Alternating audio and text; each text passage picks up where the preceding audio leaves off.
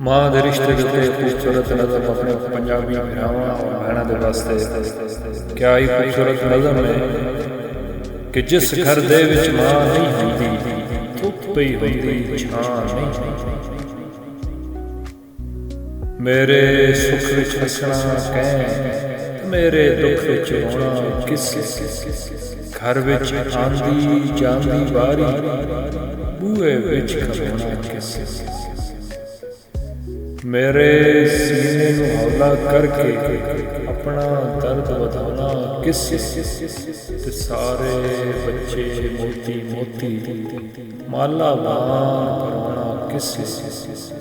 ਲੇਖ ਦਾ ਮੈਲਾ ਕਪੜਾ ਤੱਕ ਕੇ ਨੀਰ ਵਹਾ ਕੇ ਧੋਣਾ ਕਿਸ